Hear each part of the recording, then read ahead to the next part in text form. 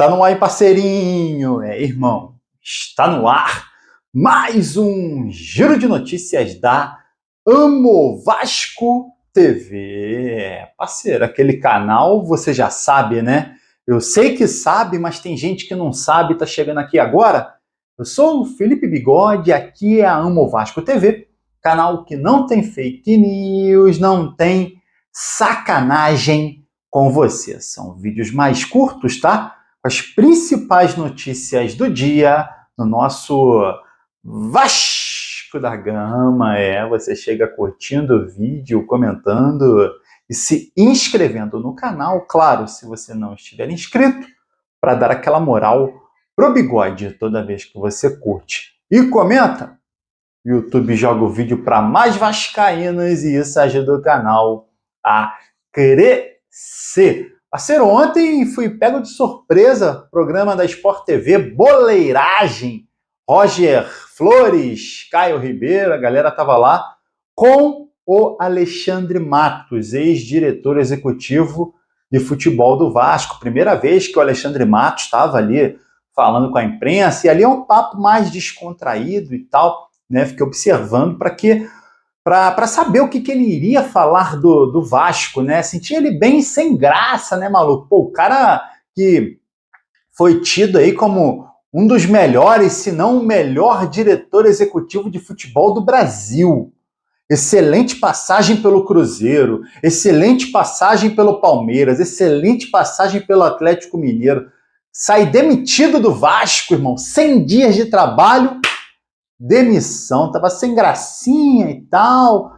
Falou que houve uma falha de comunicação quando ele foi contratado, não falaram para ele como que seria o trabalho e ele vacilou também nessa questão. Foi contratado, não perguntou muito e tal, e aí deu para sentir tudo aquilo que estava sendo falado, né? Até o que a gente chamava de fofoquinha. Por que fofoca? Porque não precisa vazar, né, cara? A imprensa fica vazando e isso atrapalha o clube, atrapalha o ambiente do clube, né? Ele não tinha autonomia, a 777 não dá essa autonomia para os profissionais, por isso que o trabalho dele não foi bom, o do Paulo Brax também não foi bom. A gente falou sobre o trabalho do Paulo Brax no último sábado ou domingo no vídeo aqui da Amo Vasco TV. Eu falei que, inclusive, mesmo não sendo bom no início, o Paulo Brax conseguiu corrigir a rota, né?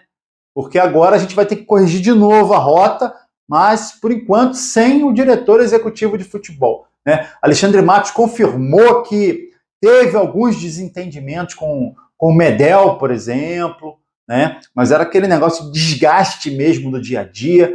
Falou que o Ramon Dias pedia coisas para ele que ele não conseguia atender. Sabe, são os reforços, né?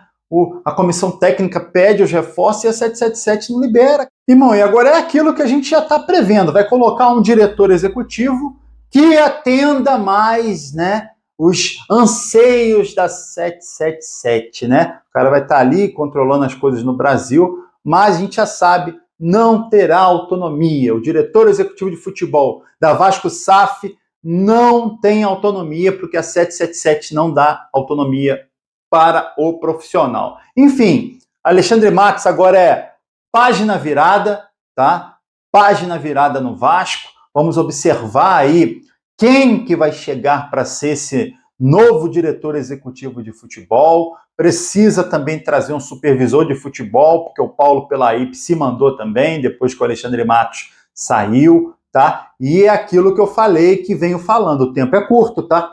O tempo é curto para contratar o profissional, tá? E para contratar jogadores agora dentro dessa janela nacional, meu parceirinho. Vamos ficar aguardando aí de olho nas novidades sobre reforços. Com relação aos treinamentos, passei para vocês ontem, Galdames estão dando uma aliviada nele, ele estaria, né, em fim de temporada, está desgastado, está estressado, né? Vai ficar um tempinho aí ganhando aquela mini férias e depois volta com um treinamento todo diferente, um treinamento específico para o jogador. Espero que dê certo, né, essa questão do Galdames, porque ele chegou muito bem no Vasco, depois deu uma caída. Agora deu para entender por que ele deu uma caída, né? Porque ele já está com com o físico estressado, né? Porque, repito, ele já estaria em fim de temporada lá na Europa. Outros 4 jogadores estão treinando separado, tá?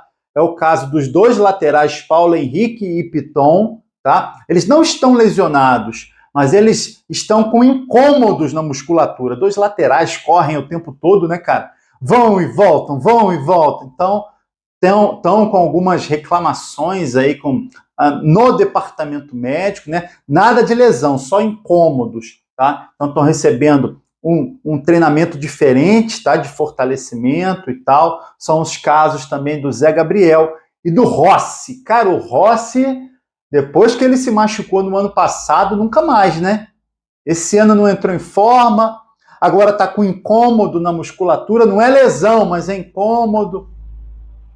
Galera, por isso que o Vasco, se pintar proposta, foi oferecido para o Santos, né? Se pintar proposta, o Vasco libera o Rossi, tá? Até quando vai aguardar o Rossi ficar 100% fisicamente? Cara, o Vasco não tem esse tempo para ficar aguardando atleta, né, irmão? Ah, vou aguardar 6 meses. Pô, não dá, acabou o campeonato, irmão. Né? Infelizmente, tá? Porque o Rossi estava jogando muita bola, ele voltou para o Vasco jogando muita bola, fazendo gol, dando assistência para gol. Seria um jogador, se estiver 100%, ajuda pra caramba, tá? Ajuda e muito aí na temporada.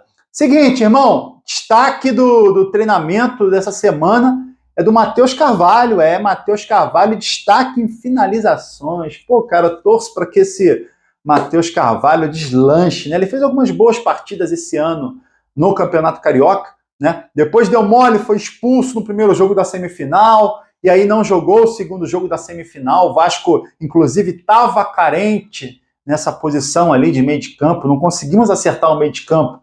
Nos 2 jogos, né, semifinais contra o Nova Iguaçu, o Matheus Carvalho poderia ter tido uma chance, mas vacilou, foi expulso no primeiro jogo, não jogou o segundo, e aí desfalcou o Vasco, um desfalque importante de um jogador que, repito, está sendo destaque aí com relação a finalizações nos treinos. Parceiro, Payet teve a maior nota do Campeonato Carioca, superou o cracaço Arrascaeta. A mídia só fala em Arrascaeta. Tudo bem, Arrascaeta do Flamengo, o Uruguai, é bom jogador, né? É craque, né? Excelente jogador. Mas o Payet, dá licença, irmão, dá licença, foi eleito aí o jogador com a maior nota do Campeonato Carioca. Falei para você, se o Vasco tiver com o time certinho esse ano, Payet vai ser destaque do futebol brasileiro, porque ele é bola, ele joga demais. Ó, a seleção argentina sub-23 tomou um vareio do México,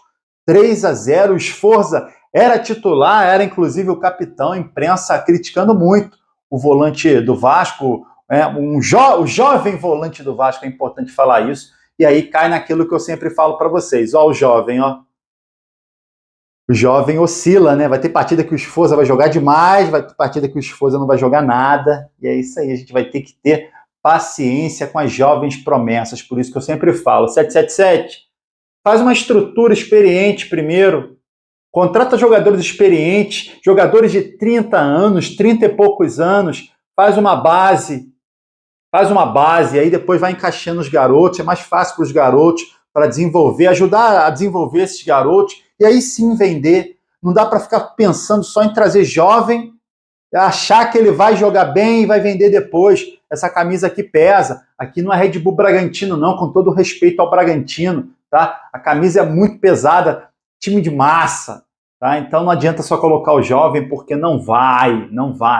Precisa criar uma estrutura para encaixar o jovem, para ele desenvolver e aí sim vender. 777 precisa acordar com relação a essa gestão, né, que está muito falha, tá? Muito falha essa gestão do futebol do Vasco. Irmão, queria que você comentasse aqui se você concorda, porque toda hora eu falo isso.